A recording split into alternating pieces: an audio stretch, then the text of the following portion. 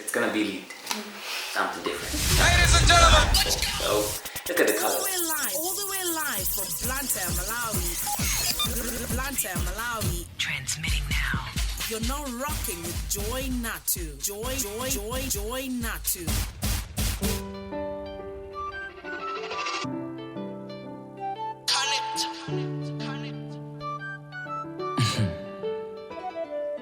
There again, done there again, there again, done there again. One genius ten.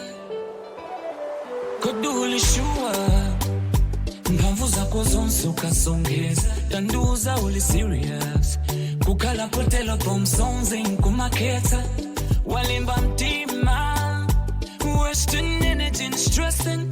Spending hours on regretting as I call him Kalikiliku Gogo Damageti. Atakwe all in the story. Sana yambe John Space and Ufufuze. Simama all in the story. And I want to what they were been on a book on the newspaper. Ulimbam Tima. Wasting energy and stressing.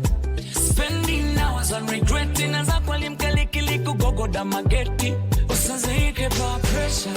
Success ya always akupate mpane pan. Only you know self better. There is one version of you ulipoweka. Ngwama titidwe wake. Ngwadongo solo lake. Ngwandawi yake. Ngwama sovedwe wake. Jehovah.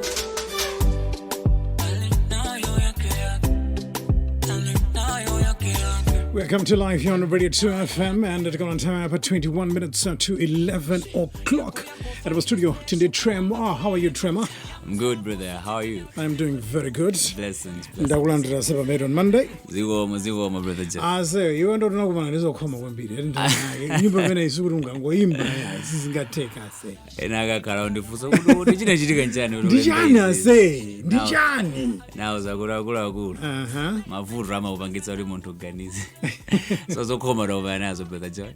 Tikumana nazo koma God is being faithful and that's fighting through, man. Fighting through, yeah.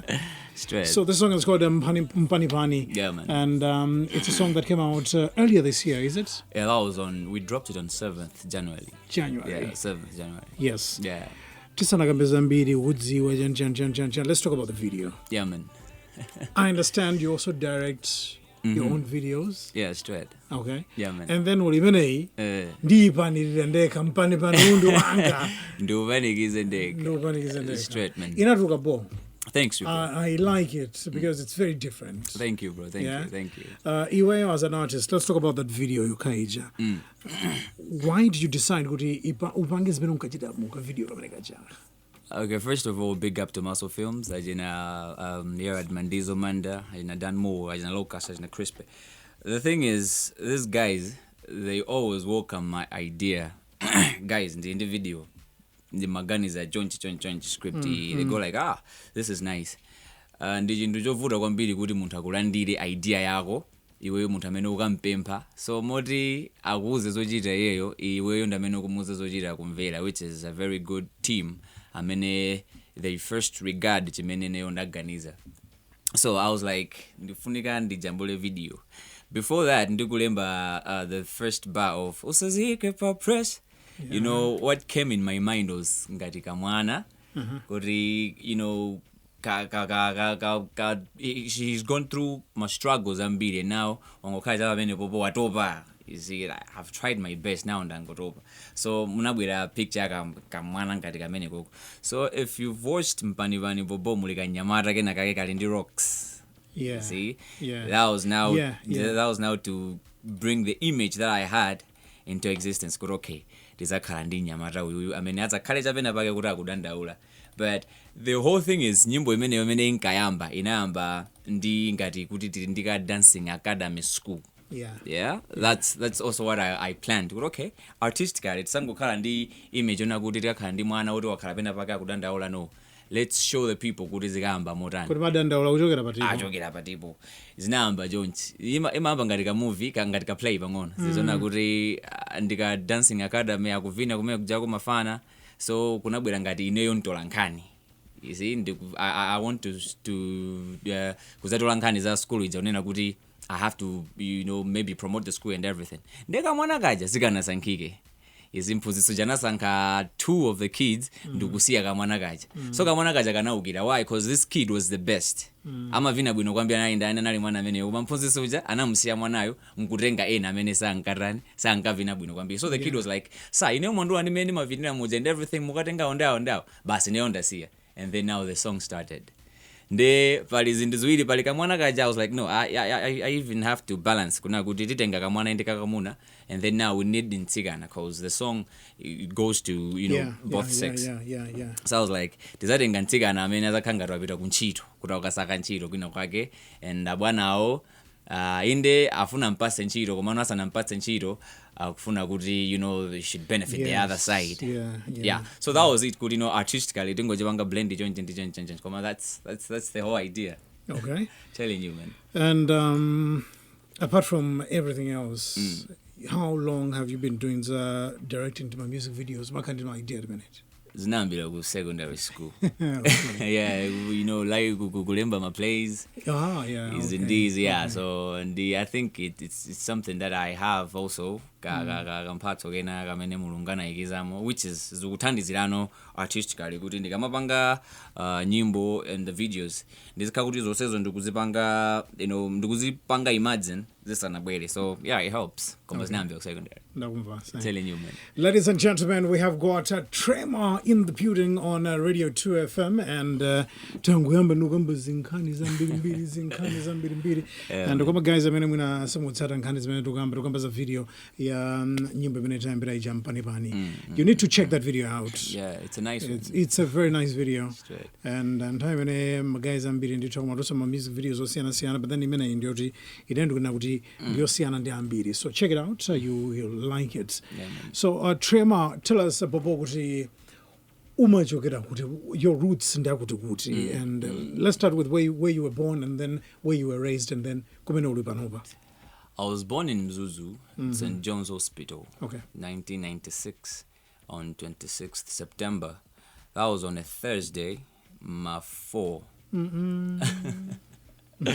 Yeah, go St. John's. So I've been raised in Mzuzu, Gujoga School Yanga from standard 1. Napunzira about St. Peter's Primary School, and then I went to Katoto Primary School. From there, nabita ku Katoto Secondary School, and then nkuza bita nova Lilongwe Technical College. So Tremour ndo kumpoto nabadira ku Mzuzu. That's where I was raised, and yeah, I've been groomed there. Okay, and where are you staying now? Right now in Makalagu Lilongwe, area 25, sector 3. Okay. Yeah, man. Kuti uchoke ku Mzuzu kupita ku Lilongwe. When was that and why Tremour? That was, I think, in Talimba, my SWA 4 in 2015. Mom moved from Mzuzu, Kubwera Kunoko, ndida kalim from 2. So the plan was kuti so I should move together. So since nalipa school ya boma, saga nalola kuti ndijote ndipite ku private. She couldn't manage kuti ndipite ku private. So what she did was kundisiaga kumeko kondaje bale una kuti ndimalize school, and then I'll move in ku Lilongwe together. So that's what happened in 2015. Nalimba my SWA 4. After that, then in 2016, that's when I moved. Nabula kai kunoko Blantyre. Naka Blantyre kunoko for about, I think, a month, if not 2, doing by hip hop. The motive yobwera ku Blantyre was kuti ndipileka ku Blantyre nsana vile wa masteni ndikapangika yaba mya hip hop. Oh, so kuti inali kuti unabwera ku Blantyre because of family? No. Unabwera mission yako? Music. Mama was saying, msimeso my Somalimba zibwera nino ku Lilongwe. I was like, ndubwera mandipita kai ku Blantyre. So na sunga kadola kumeko koko. Na kumandaje na Tom Jizo Mama Nasemu. I recorded my first album. That was, I think, in 2016. You recorded a whole album? Yeah, it had 8 songs. The first song, 8 songs, and this video is an spoken words, epilogue and the prologue. Okay. Yeah. And then zinazo beats and I'm telling you, man. So 8 songs. By then, doing I think gospel yoka. Yeah. So I recorded 8 gospel songs, hip hop and R&B. The maraba, kumasok sing and okay. Sure, man. Tell me about my roots, how you were raised, and Makala and all that. But then let's talk about the music bug. Yeah. When did it bite you? Music, kuti no sabano uyambe uirowe. How? And china chirikanchana. In 2010, Yeah, umadziwa, most of us are impressed by maybe kunyumba kuimba kunyumba ndindani. So that was my uncle, John Brampton Mwangowola, big up to him. Amaimba by then. Amaimba R&B abwino kwambiri. You see, so nyimbo zimenza ngaraza. Kena marenga nyimbo zija kuziloweza. I could go to school kaya kuti brack. These are my songs. Okay, all right. See, so panabwera ka praise una kuti asemani maimba bo R&B abo. This time around the studio ndikaimbe. So that's how I started kumaloweza nyimbo zangu kuzaza my uncle, and then ndabwera ukuku the pressure just got high. Zizonolanda kuti umaimba bo deni ku. So zinenipangisa kuti nditraine kwambiri. And then when I went to the studio, it was very surprising kuti mendina muza DJ Kenlo kuti that's my first song. Another about iwe menwa imbiro mumu, it's not your first song. Yeah, uvenga kuti ndiachi 5 kuti make unajaira kale. Because ndinkafuna kuti anthu amene anantenga kuti tiyeni ku studio umaimba bwino asakasiyanitse ndimene amapekera. Oh yeah, okay. Yeah, you see, so yeah. I performed well. Ndinaloweza, the only focus was on kuti how should I sing now. I should be on key. Nditsate tempo bwino komano I gave myself maybe 50%. It was a very good start for a session studio. Imazo kumakha pressure kwambiri I started well. Na makai sama verses ku studio there's pressure. Nanjira nifana uri wanyuani. Kwambiri. No one in the producer kuti has been in the game for some time. Yeah. By then ajina Kenlo na ndamene ankamangirira kunzuzu. North inali manja mwa Kenlo ndi ajina Manze. Kenlo wa ku Super Sounds, Manze wa ku sound system. Yeah, so it was good, man. Kupita kwa anthu ngakula kulungala meno asunka ngeno tungopita ngokangosewera apo tako it was a kind of, no, you needed to, give them the impression good you're doing it. So I did it. So after that I was like, no, I think I can do it on my own. Then namba so kuimba hip hop because ninkakondoloweza nyimbo za mwanache. Za mwanache? Yeah, mwanache. Ma rapa ga faster twisters. Yeah, I twisted. Umaagwa ninza. Ndima twister kwambira jina ndimafuna. Jina ndimafuna nazaimba ina kama dilatalata. I memorized those songs kwambiri. In 2010-11 nyimbo zimeze zinkahita. Wow. So I was like, no, I would try both. In this yes, singing and rapping. So it worked. Okay. Yeah, man. But then understanding you zikona kuti undi zinthu zambiri zimene umachita in terms of artistic. Yeah. You talk about doing poetry, the spoken word. Yeah. Zimene zinachokera about. Ku school, I think ndina pangidwa groom kwambiri kunkhani yolemba, reading and drama.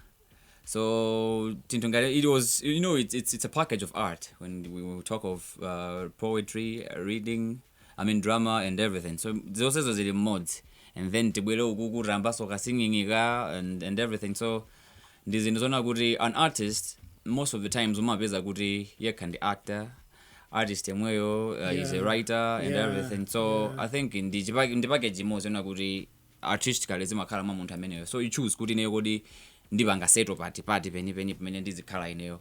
So yeah, back then I was doing poetry. I was doing the spoken words after that, and then I was like, no, I think izizi zitali. Then nangoyamba no kupanga focus kwambiri pa directing ipo, script writing ndi kuimba. And I'm sure akumabe kantima kama kusiya. Sorry, great. Great, and time it's about 9 minutes to 10 o'clock on Radio 2 FM in the studio. We got Tremour, Aminatujas and I, and Posteraba will get to listen to songs from his new EP and also get to talk more about his new EP here on Radio 2 FM. But before that, let's get to find out about Bogoti, Zinala Tremour, Linabwera Party, and how. And how do you pronounce it, Munoage? Tremour. Yeah, Tremour. So I said out it. I didn't ask you. I just thought. Yeah. It can be. It's not Tremour. It's Tremour. It's Tremour. Yeah. What happens is, I think Kariga nandi dinalina, and we wimba hip hop. I had another name, Timati Spade. Back in the days, my ina ambiri, I'm a trendy wai. Yeah. First one is about Spade. But then when I became born again in 2013, I think, I was like, no, I stopped. Ndidakara for a while. I was like, I think ndima konda beguimba. So I started music, but then I was like, no, there's that spot, is it terababa, ndiamba zina. Then do wearing a geography in Form 3. Nazaona zina wrote Tremour, not Tremour. Tremour. But Tremour. Yeah, the Earth Tremour. Yeah. So I was like, Tremour, a nice name. Nazibasa Tremour. Kamba kuenda ndi Tremour. After a while, kunaza bizuri pa Facebook babadwa ma Tremour ambi. So I was like, no, but Tremour say so nango ikapono U pakati pa O and the R to make it sound like Tremour. Sidna sile bombo anabweraso ma Tremour mbili pa Facebook. I was like, okay, design. So nabanga add D Genius. Yes. So it's Tremour D Genius. Tiforokoza baba antambira amalagwitsa. Ine ndemo zanmalagwitsa mati D Genius. Genius. Yes, it's cool to pronounce it that way because kuti dizikonzana zoti amene ndi Tremour D Genius I think in this sentence. So timangotera pa Tremour. But then anyhow many muntu apangira pronounce zapopo komano the spelling now ndimene antambira amaona ngati kuti to use a genius which uta wanda genius and danzelo and everything. No. Genius wake ndo genius. Ndi dzina so as in you can say indigenous or whatever. So ndi dzina so as in D Genius. Kavena Tremour D Genius. Muli monsemo komano the spelling ndi wa IOUS komabero. Okay. The emphasis was I just need something unique. Something that not everybody will use out there. Okay. So yeah, if I get nango zibanga complicate choncho bangono komano it's just Tremour. Cool. But then yes, you were calling yourself Tremour D Genius. Yeah. And then wadulano D Genius pano uchuka ndi Tremour. Ineyo nasokonekera kuti undipati pamene unadula because I knew you as Tremour D Genius. Yeah. And then all of a sudden, okay, mfana. So I was like, okay, mfana ndeuti. And then to connect, you know, ndimwe uja, okay, wadula zina. Yeah. What happened? Okay. Oh, kapena sunadula. Pakali panopa linadulidwa with the aim of kuti what's the brand. Okay. You know, I think anthu amapangidwa confused kwambiri tipanga za dzina tipanga is where are we exactly. So I was like no, I think zonse zitenti tizisiye kaye. Let's focus on Tremour and the brand. Yeah, at least tikaza kusakusa anthu kuti we have coaxed people. Now we can tell each other kuti panopa ndi ma followers mwakuti ndambiri ona kuti ntauza zakuti they won't get confused because akumutsata kwambiri munthu uja at least ka background kaka ukadziwa Tremour D Genius enalipobe. So the focus is tisiye guys is let's just focus on Tremour and everything. Let's build the brand kodi Tremour ndi ndani and everything. Koma sikuti dzina lo tinaliwala no. The name is there komano tisamasokonezane since sikuti tadziwa ndadziwika kwambiri kumalayi kuno no. But anthu ambiri amene afuna tadziwa. And mwa also ndanthu akulu ona kuti uzwauza za D Genius and everything samvetsetsa kuti awande kuti nzachinyamata wa ineyo nachokako kuchinyamata pakatikati pona kuti I have to balance up uku kwa nyamata tiyankhulane akulu nso ndiwayankhulenso. So the thing is I was like no, let me stop confusing people as of now. Let me just be Tremour. Okay. Sure. And also that also meant kusinta kwa music yako because you were doing hip hop. But then panobo asinta. Nasinta. Okay. It goes with the branding. Yeah. The branding, the Afro reggae thing. I was like, no. Rap music is good music. Hip hop music is a very good music. Komano when we come to watu kunogo, amazikonda kwambiri ndi masaiza athu namene mazikonda. So with ineo ndigaziyangana ndimakhulupirira kuti I have messages amene ndingayankhuleso ndi anthu akulu. You know, so I was like, okay, I'm switching to hip hop with the aim of kuti ndizithaso kumfikira even wachikalambiri olina kuti amanena kuti hip hop ndi zachinyamata sangamvere. You see, but then mumakhala messages ona kuti even akulu athakumvera. So naona kuti at least genre imene anthu anga mailandire it's Afro or else reggae at least anthu amatha kumvera kwevina achikalambire. So that was the aim kuti tikupita ukuku ndi cholinga chona kuti even akulu azititani azimvera azitilandira. Nakumva say, but then pano nde kuti ukuimba chani because I've also noticed kuti ndika reggae yeah. And then time mpani yeah, so maybe ukuimba no kumene uli panopa. What genres are you singing kwambiri? I'm on Afro pop plus reggae dancehall. Yeah, komano it's Afro pop and reggae dancehall. Koma reggae dancehall I think Golden Mode will be the first song. I mean you better be ndika fuse ka reggae pangono. Yeah, komano it's Afro pop and reggae dancehall guy as of now. Okay. Sure.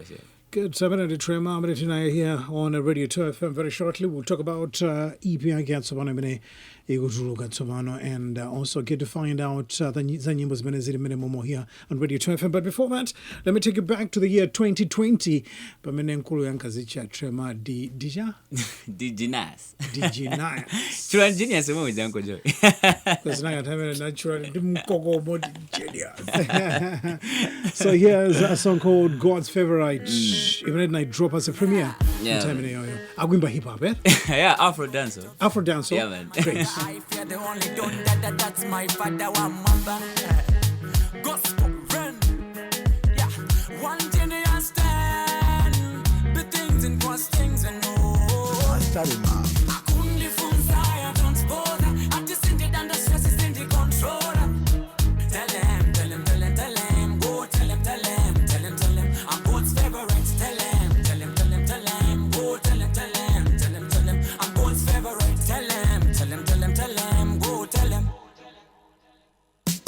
Mina na senza ntanda njenda zanga na senza now. Mina na patikidwa nkawa na patika now.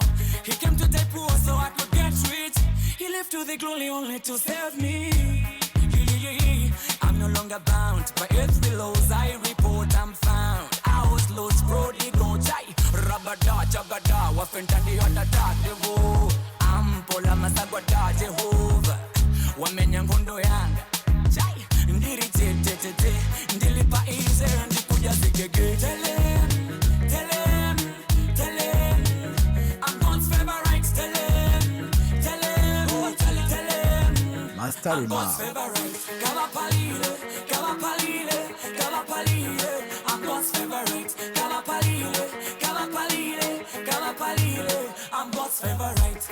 Soka ikasimpanga now. Gemo yanga njami taji sintaka dance. Maya kandi Holy Spirit was a dizziness. I'm living a life for favors. It is well with my soul. I serve the Lord who is greater. I don't fear anymore. So coming to you live here on Radio 2 FM, made on Monday and time. It's an interview. Gotta keep it locked down here because in the Tremour, I'm going to do this live on Radio 2 FM, and we also should get to find out more about his new project, Golide Mumoto. And all you gotta do is keep it locked down here on Radio 2 FM. Yeah, so we continue with Made on Monday, which is going to Tremour here on Radio 2 FM. Now, maybe sitting up with it says, well, Komano, I would like to find out from you, music. Why exactly? Music is passion. I was blessed to do music. I was blessed to, to minister through music, to inspire, to motivate, and to rebuke through music. So it's a gift.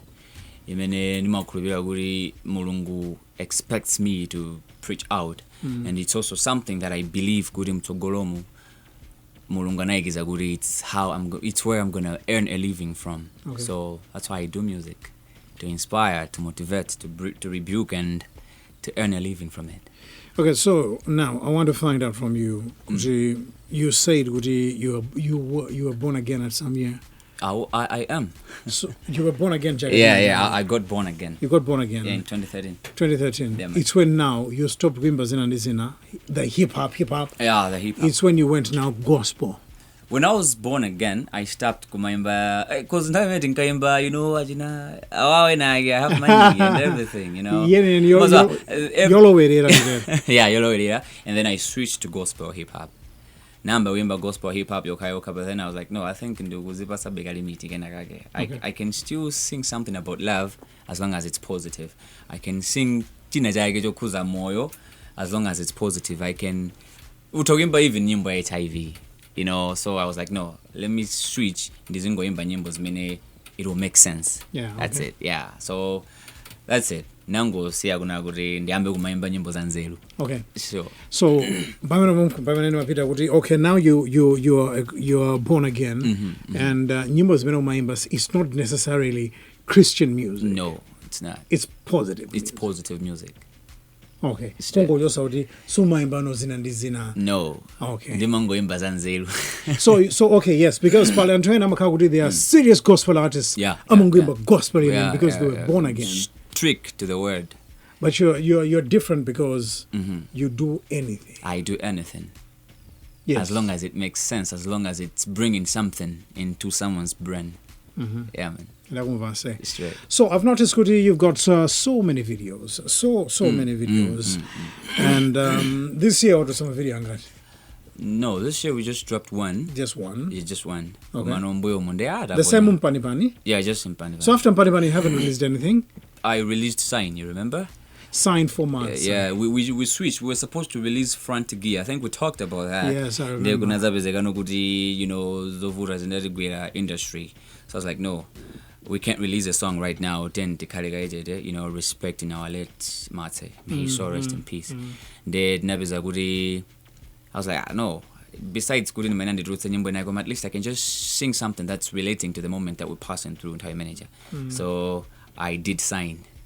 Just to, you know, cause antamembe kizrabe guri tikubwera ndi nyimbo ina koma now right aizizilita. Okay, the other thing is nyimbo zimaenda ndi nthawi, the way I believe myself. So titaimba Mpani Pani, we were supposed to give people Front Gear. Nyimbo na guri it's kind of relating to Mpani Pani komano on a different perspective. You see, komano pachitika izizi tikuya tipange chintu chimene chikugwirizana ndi nyengo tapanga Sign. Now Front Gear ijasinga gwireswa papa yayi pa after Sign yekuti okay nyengo ijadusa now titulutsa chani. Front Gear si gwira so no. So that's when I was like, okay, Front Gear is here bobo. I think design include my project and akakubwera mutsogolomo. So I've been working on this EP. There I was like, okay, before anything, let's just give the people EP. So I thought of giving them something different. Anaube Better. Okay. So we dropped Anaube Better, a song which talks about Mene Muntuma Onegera, you know, the creation that we made of, you know, Godi Ndifodan. The main core for doing Nyimbo Meja was Gudi. I want to inspire and to maybe Amina Madziga Igira Gudi Ndinosa Onega Bo. You know, we want to give life to Antungadima albinos. We want to give life to, you know, the disabled. You know, we have to give life to them. So I was like, no, ndidenga pa verse inaga gudi, let's create man in our own image. So I was like, ndimba nyimbo imene ili mu EP komano let's drop it. Ndiji tolinga tona gudi at least antajwe kuroke kodi mu EP imene mubwera mautenga otani. Na ngano apart from kuti waimba nyimbo yachilimbikitso. Angaimbeso nyimbo ina yanji on a different angle. So we gave them Anaube Better. You see, just to spice up the time. Komano nyimbo imene dino antono to abatirira ona I think nyengo meru kudutsa moyo kumalawi kunoko ni nyengo hii tento abatseno Golide Mumoto, the title track of the EP. Imene iri ndi nyimbo 6. Okay. You see, so that's the thing. Now the new EP. Let's talk about it. It's titled Golide Mumoto. Urantazanyana. Ukarabwanji Golide usanadutse pamoto. Okay. You know, for it to become God, it has to go through fire. So we're looking at God, chintu chimene chimapezeka mu matope. Mu dirt. Mwachitenga matope muja, moti mukangochitsuka or everything, mukupezeka kuti mukachika so pamoto. You see, it has to get burnt. So ndimafuna nditanthauze una kuti timachokera kwina kwake mwina wekosakhala bwino, but then we still have to go through zinaso zoawaso before we get to the, you know, to the final end. So the motive behind us kuti ukarabwanji Golide usanadutse pamoto. Yes, you're gonna be precious, but then you have to go through fire. For instance, nyangomedu kudutsa mokotu kunoko kumalawi. It's a very hard circumstance. Imene anthu ambiri ena mwina atayamba kungofira ngati basi ziteka us and everything. So I was like, okay, let's connect to this Mpani Pani and then Golide Mumoto. Usunga khale Golide usanadutse pamoto. Just keep on trying. Amanena kuti ngulube inalira msampha utaninga. You see, so maybe your breakthrough is just a step ahead. Ndo ufuna uzigiva. No. Sazike pa pressure inde komaso sunga khale Golide usanadutse pamoto. You get it? Yeah. Sure, bro. I won't say. And you got 6 songs in this the EP. Okay. Okay, so what exactly is going on in this EP? The EP, as I've said, that means the first thing is to, you know, just motivate someone, keep on pushing, keep on trying. The second thing is to unite someone. to unite the people, the society and everything. Amalina kuti ntendere ndumeno madzetsa chimwemwe. So we need peace among each other. And then muliso a love song, and then there is a rebuking song, and then there is this there are no better song. Yeah, So the whole perspective is menenduku take it what I call the motivation and inspiration chapter. Tikuiteka imene jayo tikupita ku chapter china chimene tikuti youth and love. Kumeko kuna ndumeno tizibwandi the likes of ngati mene lili God's favorite age. Kuliso nyimbo zina type ngati mene jayo afro dance zimene zibwere ukuku. So ukuku tilikaye ndi iyi ya tikuteka ndi iyi motivation and inspiration. Okay. Yeah, titeka izizi tibwere ndi ukuku. So that's how it's gonna go. Twapatsa anthu izizi titane now. Tifati vange sono dzina. Okay. Straight. But project ndambiri ndekutitu. 20 plus. Wow. Nakumvasa. Yeah. Good. Entirely 9 minutes past 11 o'clock, and Tremour is in the building here on Radio 2 FM, and this is Made on Monday, which is I want to. We're just talking about each and anything that goes, and mostly we're talking about now. EPI gets up on a chilo golide mumoto, and walongo sola why he's calling it golide mumoto. Of course, baliso nyumba yake golide mumoto mu EP mo. Now, as I was saying, Guti, you like videos. Mpani in a video. Yeah. And now, Bebets, I've seen a lyric video. The lyric video, yeah. What else? Sign, so there is a lyric video. Sign, come on, sign. Sign was just a single. Tinango abangira abantu ndinyango ijai. Not goody, we're doing it goody. It's a serious thing, no. Come on, let's just, tingo abangabe comfort antu mnyango. So I gave them Sign, a very good song. It is a very good song. And it's a touching song. Now, talking about videos, is there any chance even zirapeze kuti nyimbo ina yake ya mu golide moto kujawulidwa video? Ya jambulidwa kale ilipo. Nyimbo Actually, golide moto yomweyo. Oh, okay. It's coming out and it's ready kabena. It's gonna be ready probably on Wednesday. Yeah, on Wednesday it's gonna be ready. I think tango urula baba. I don't want to talk about that. Mafari zangu wazizimuta antu. So I think all things works for the good. Video ilipo plus tizizimuta neso na guri sikuti ndio kayo. Actually there are about 3 videos kurai blood. Then za jamblidwa tazisunga. Actually we dropped in this one ya golide moro on Wednesday. Ah, great. Sure. I like videos, so yeah. Yeah, it's good. It's good. It's very good. And you guys make sure that you follow Tremour. He's got a YouTube channel, and please subscribe. Search for Tremour on YouTube and subscribe. And so says it to Zuma take up bundles and are more fire. Yeah. All right, and. Anatsitsa. So go on YouTube and search for Tremour and subscribe to his YouTube channel. Kuti nyimbo imene ya golide mu moto ikama drop the video. Check it, but you should be the first ones to check it out. Straight. YouTube channel yake. Good. So we've talked a lot about golide mu moto. Yeah. Right now, why don't we premiere that song? Kuti anthu no ayifire popo. Straight. Let's do it. Great. So, according to what we're talking about here on Radio 2 FM, Golide Momoto, let's premiere Golide Momoto coming from Tremour. Radio 2 FM. 2 FM. 2 FM. Made on Monday. Made on Monday. Premiere.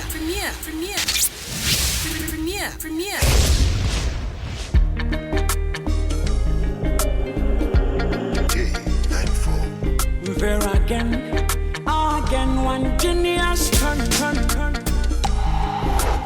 Mwine kanat, yes and so small. Wakatete osalila.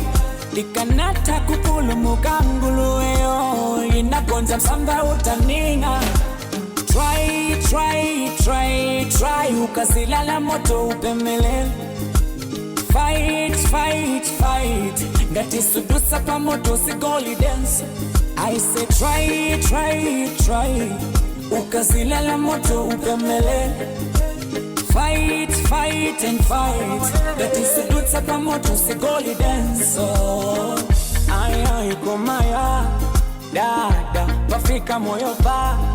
ndangotoba koma mati city yambo amdroba ana andoga atula ino chikulu pililo chano chikula ino kungade maka kunja kukendela kucha ino ukata mwezi tu walitililuka ino mwine kanat yes and so and small waka chete osalira ikanata kupulu mukanguluweyo inagonja msampa utanina so try ukazila la moto upemelele fight and fight ngati sudutsa pa moto sigoli dance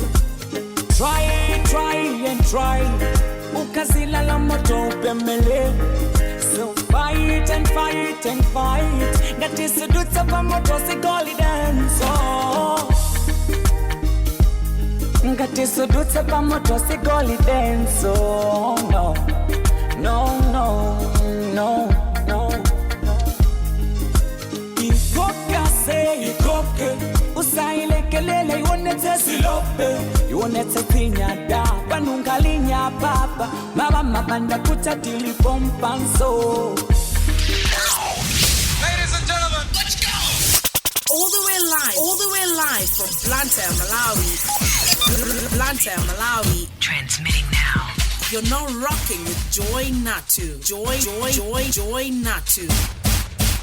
Yes, we got Tremour in the building here on Radio 2FM, Dominic and I, and we've just listened to one song coming from his EP, all right, and after your album, your hip hop. Yeah. Do you have any other works before EP? In 2019, Tinaza drop a Tumbuka EP with James Gumbwa, Pakaya EP. Pakaya. Yeah, you know that one. It had 5 songs. Yeah. Those are yeah. Afro. So you're fluent about it, yeah, because you grew up in Mzuzu. Yeah, in Mzuzu as well. So Jirumbuga and Dijat. Okay, but then you went out to Stokuti. Su Panobad, you moved, you did your Tumbuka, EP, and now you decide to do Ejijeo. Sure. You could have kept on with the traditional Nagafuna. Why did you change? I haven't necessarily changed Kuri Jazzy as a jazzy. The jazzy to Kupiti Lida Command was like, okay, we did this. Tilinazo Gales Mezozo. Now let's do something different. The idea is Ndinkafuna the drop album this year. Commando, a lot is going on. So financially, I'm not stable. Yeah. So I was like, this isn't gonna take it. At least Nimbo 6 Zoka and EP in the Togwanita. So album huyo imaina kalindi nyimbo 12. 6 zajijewa, 6 zajitumbuka. Okay.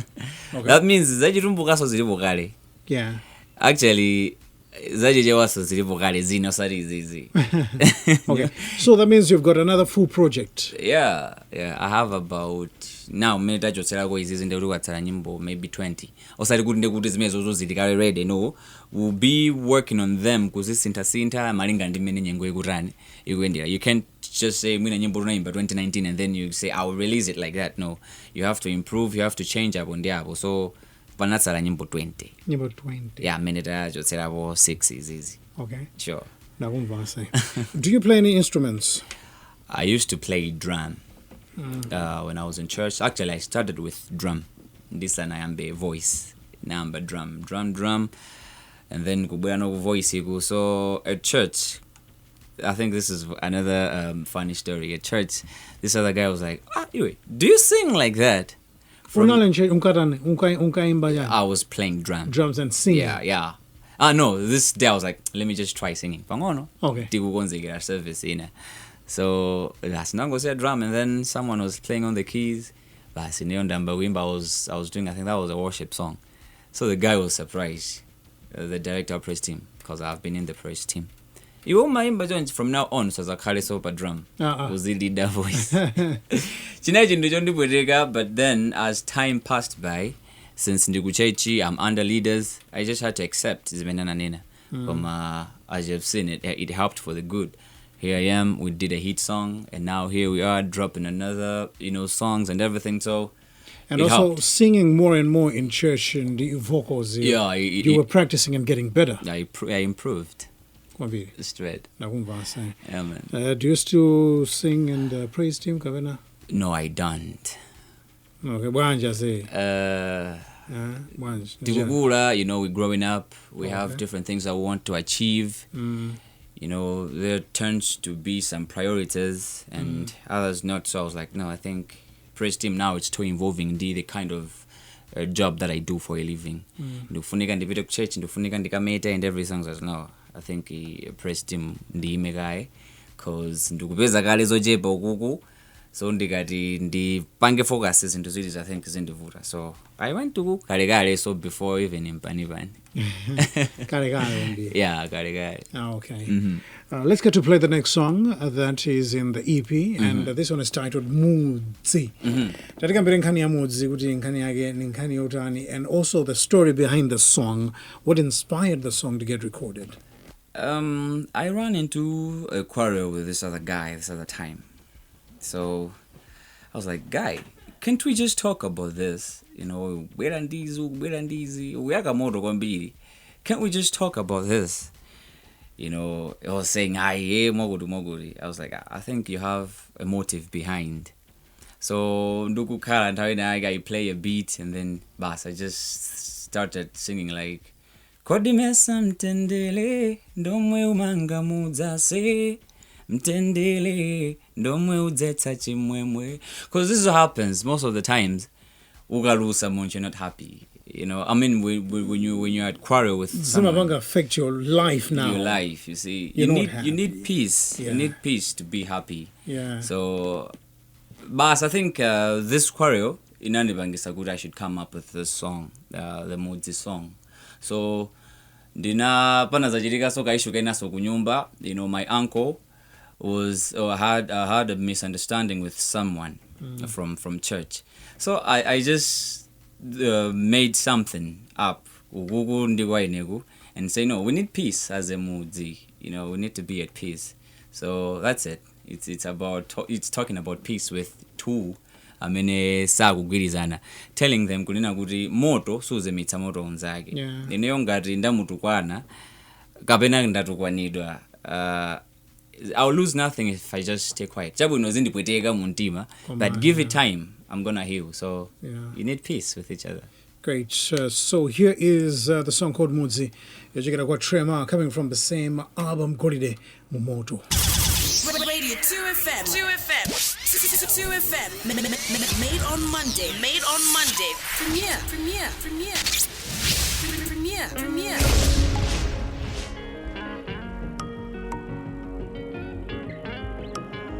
Joy Nathu.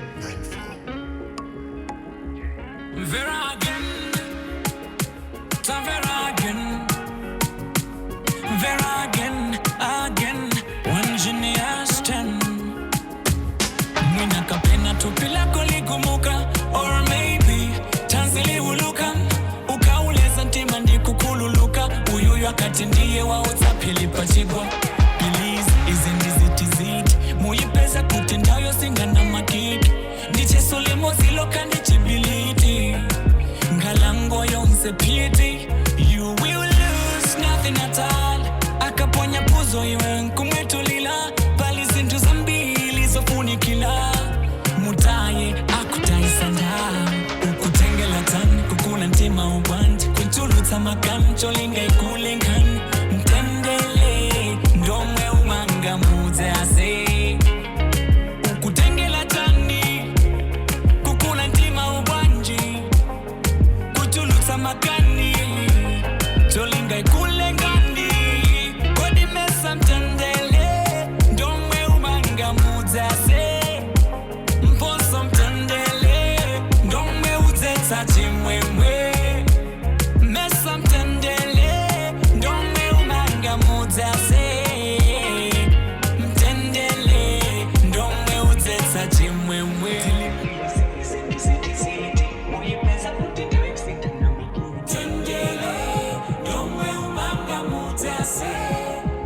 Mesa mtendele ndomwe umanga muze ase. Mtendele ndomwe udzetsa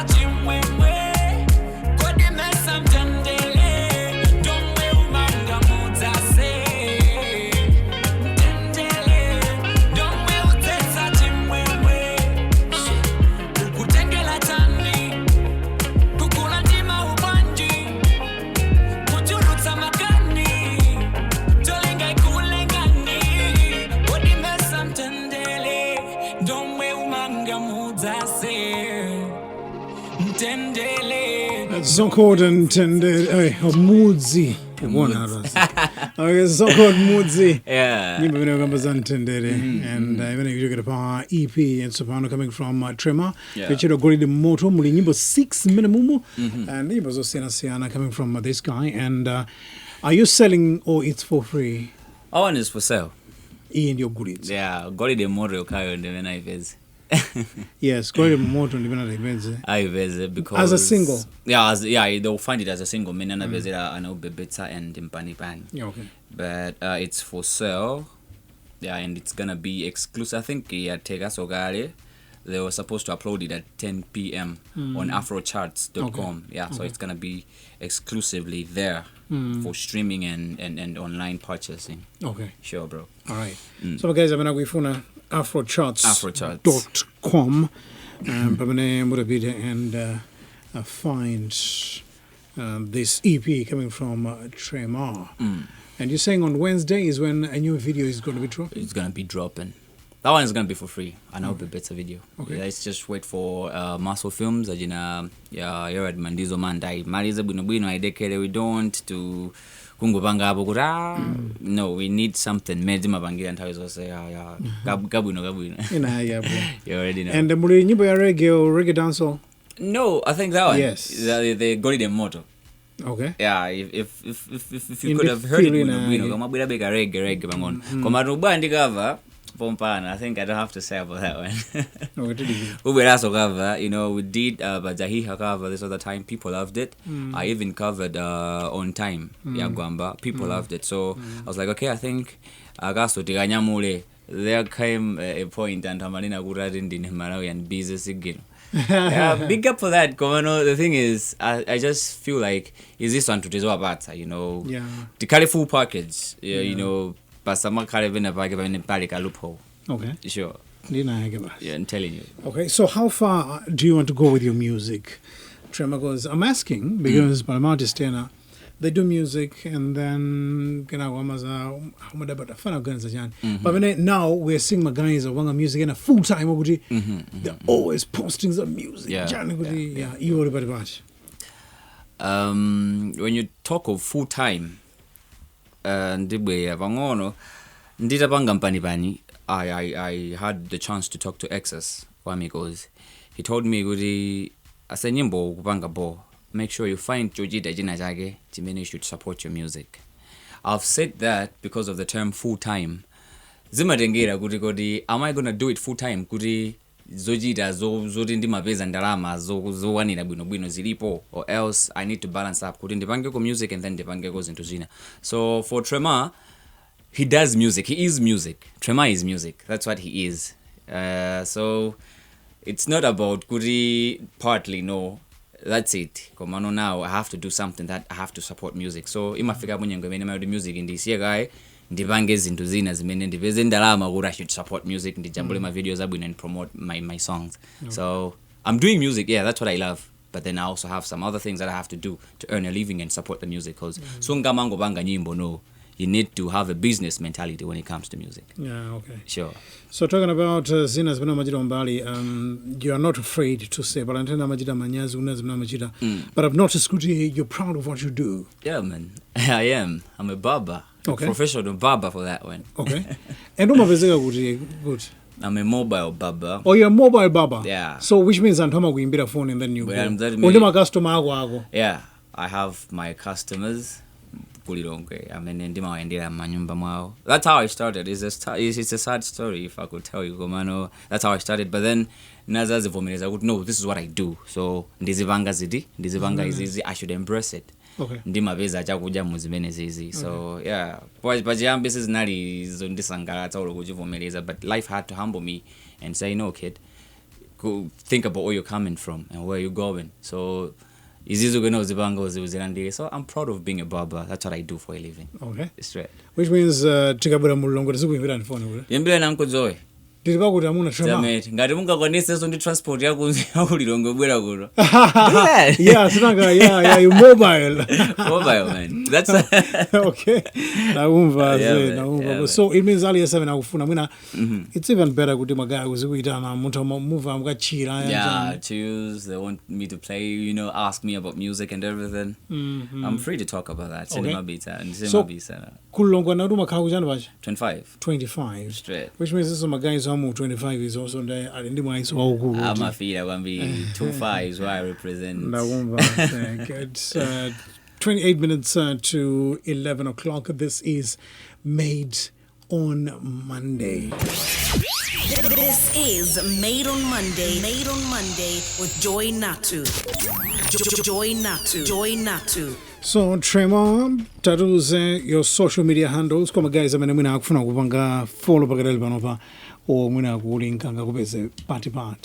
Mostly, I'm active on Facebook. That's Tremour. Tremour. You search on Facebook. I think Panoba I have about 16K. Thank you, people. You know, it's not easy. Coming in and inspiring them, motivating them. It's not easy. So I call them cousins. When I say I'm a page banga follow, you know, they are my cousins. Big up to them. Yeah, I love you guys.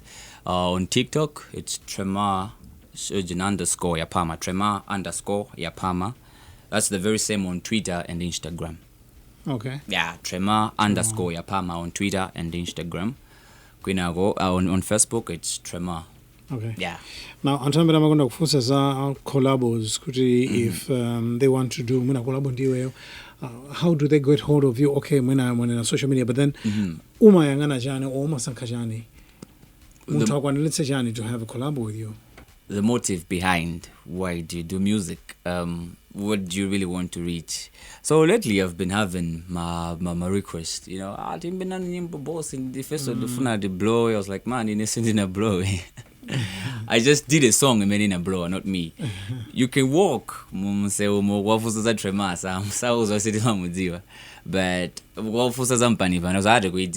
the aim behind is what's the motive behind? Do you just want to blow and then you're gone and then what? But I consider music as a ministry. So if you come into me, then consider it. You are carrying ministry. You see, so it's not all about blowing up. No, that's the first thing. Secondly, kulima charges. My team. My guys. Mawega now. Ajina Locust. Ajina Tremour. Yeah, Ajina Crispe. Wabampeni. They have their own charges. Okay, at least you have the very same mentality that I have when it comes to music. They now Peter, wow, charges. Come back to me, I'll see what I can do. It's all about music at the end. Art. So kuchajana kusadile pelete tipange nyimbo. So lately, ndakandi kukana makorabos, not because sinimafuna kupanga makorabos on that. I had a plan, which was to drop this EP. So sinimafuna kuti ndi calendars into zambiri zochita apart from focusing on this EP. So now since it's done, it's on the market, zabangida release, I think now we can go for the collabos. So tikaso tukulingalira zinthu zina ndi zina zimene tikati zona mamuntu kuti apart from ichi ndi ichi china ndi chani, you know, kuti tipange collabo yabwino, we come up with a good song menino taiwonera industry kumalawi kono. Okay. Sure. Now talking about collabos, who in the future would you like to collab with Malawi? Lately I haven't thought of that. Komano, you know, Namadingo is always everyone's choice. You know, Ajina Gwamba is always everyone's choice. You know, collaborate with them. You know, get a different feel about, you know, how they do music and everything. So I would love to work with Lawi. Bas. Lawi. Yeah, if the late Wambali Mkandabile was alive, I would also go for him. Imagine I'm a level. I'm telling you, man. And even if you meet on Tominana Wegandi, the late Wambali, they will tell you Adaja music, and most of the guys are not Zambiri. Yeah. I've had a chance to, you know, talk to my guys Zambine and Bandia Wambali. They've got so much stories to say about that guy. So as you're saying, it's Umaruga Wegani na total music. Yeah. Pesa my ideas ena nzeru zina zamene amapangira approach music yao. Kwambiri. Yeah. And pakale panopa who would you say is artist amene would you believe kuti mwina kumala kunoko? Wafika ma levels okuti abwino kwambiri. Alipo ambiri. What you wakupanga inspire? Alipo ambiri. Ajina Namadingo, as I've said, Ajina Lawiyo, Ajina Tremour, doing very good music. Yeah. You know, music, you see music is changing. Yeah. So we're doing good, actually. So Ajina Tremour, Ajina Ella Injuchi, Ajina Gwamba, as always, they're representing, doing it big. Yeah. Ajina Chismo, Ajina BJ and SGs, they're doing good music, you know. I think about Malay music yambano kulolera winali yense kuti no uyu akubwera ndiji tenti chigani zile jonseji as in kuti no the industry as a whole ikukula bwanji, so we're doing big, man. We're doing big, sure. Good. So Paralbanova, we are about to be closing the interview and we've got enough time for a freestyle. Wow. Yeah, so okay, yeah. So Mr. Tremour, get ready for the freestyle that is coming up next year. It's now time for the freestyle with Tremour here on Made on Monday.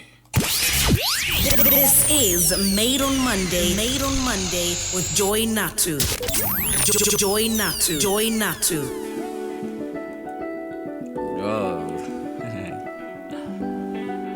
Oh, it's there again.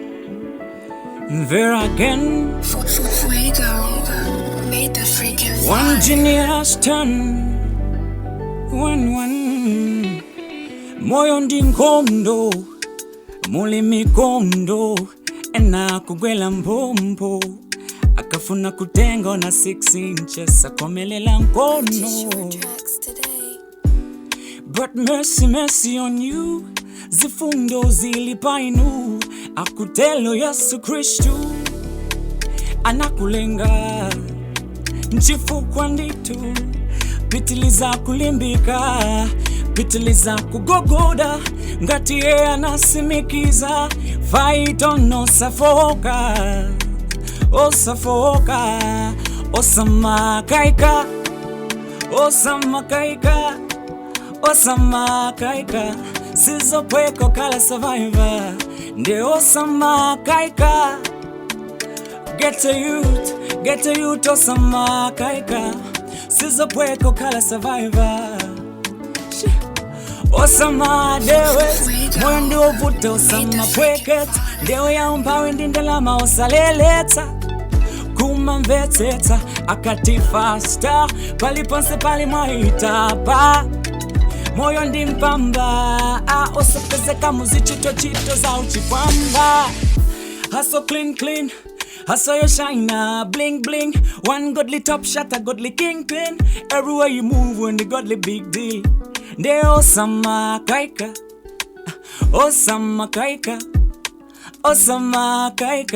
sizo pweko kala survivor. Sana yambe tonchi lawi, sana yambe tonchi na madingo, sana yambe tonchi gaba, sana yambe tonchi gamba. Man, Joy, pull it up, man. Blessings. Wow. Yeah. That is Tremour live here on Made on Monday with a freestyle on fire.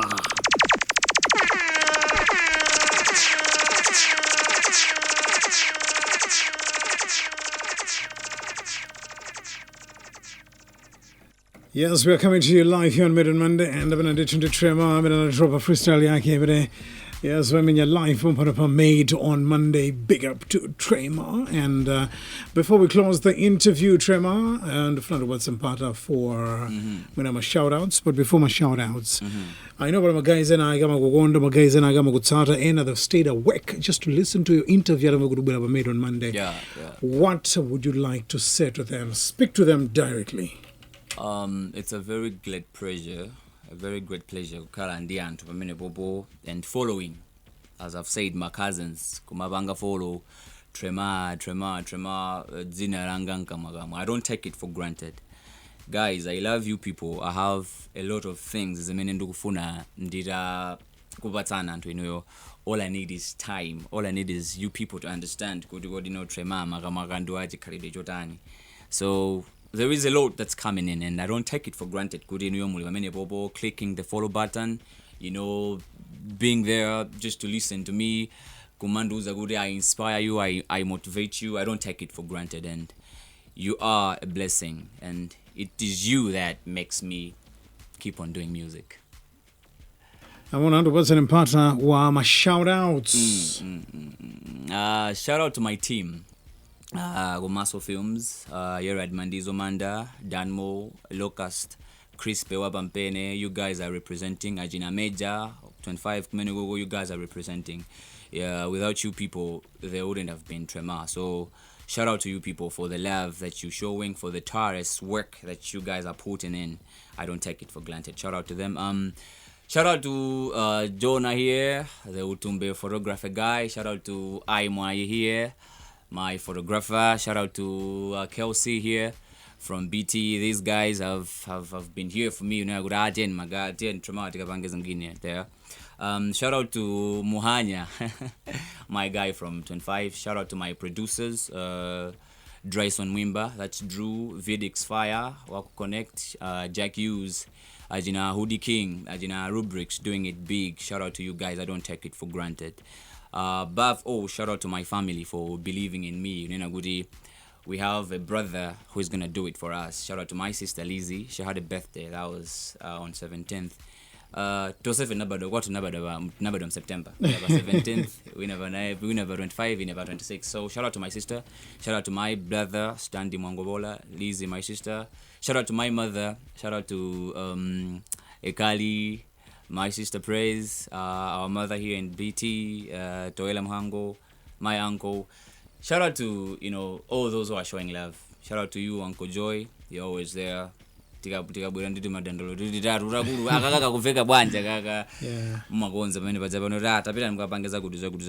we're gonna have a hit for that one. So shout out to you for the tireless work you're putting in for Malawi music. It's not an easy job, but then you're balancing up, and blessings your way.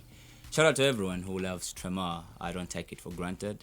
And shout out to everyone who is gonna buy this EP, Afro Charts, for exclusively saying we're gonna post it on our website where people can purchase and do everything there. Shout out to these guys. They are working tirelessly. Kungone music. Artists should benefit from music. Yeah, we don't take it for granted as artists. Through such a website. It's a very great pleasure for us.